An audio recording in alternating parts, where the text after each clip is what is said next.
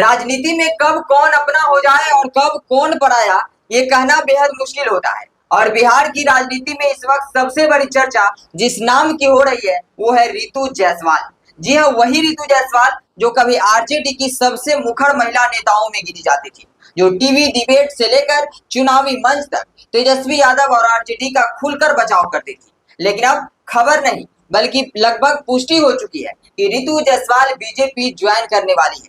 दरअसल रितु जायसवाल ने खुद अपने आधिकारिक फेसबुक अकाउंट पर पोस्ट करके इसकी जानकारी दी है। उन्होंने लिखा है कि 26 मई 2026 को पटना स्थित बीजेपी कार्यालय के अटल सभागार में आयोजित ज्वाइनिंग कार्यक्रम में वो बीजेपी की सदस्यता ग्रहण करेगी।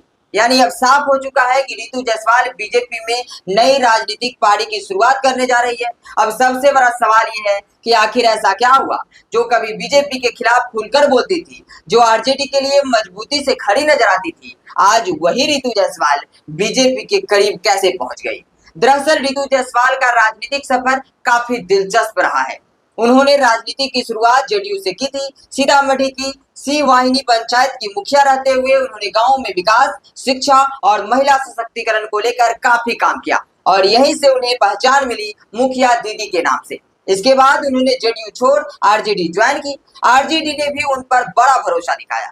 उन्हें महिला प्रकोष्ठ की बड़ी जिम्मेदारी दी गई। 2020 में परिहार विधानसभा सीट से चुनाव लड़ाया गया और फिर 2024 लोकसभा चुनाव में शिवहर सीट से उम्मीदवार बनाया गया। हालांकि दोनों चुनावों में उन्हें हार का सामना करना पड़ा, लेकिन असली सियासी बवाल तब शुरू हुआ जब 2025 विधानसभा चुनाव में आरजेडी ने उनका टिकट काट दिया।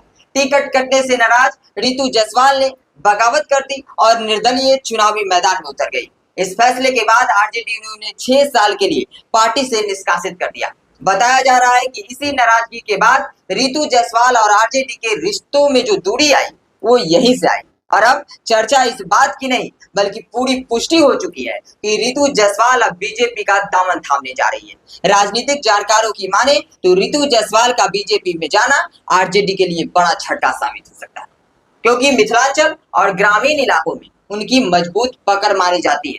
अब देखना दिलचस्प होगा कि क्या बीजेपी में जाकर रितु जायसवाल की राजनीति नई उड़ान भरेगी या फिर ये फैसला बिहार की राजनीति में नया सियासी संग्राम खड़ा करेगा।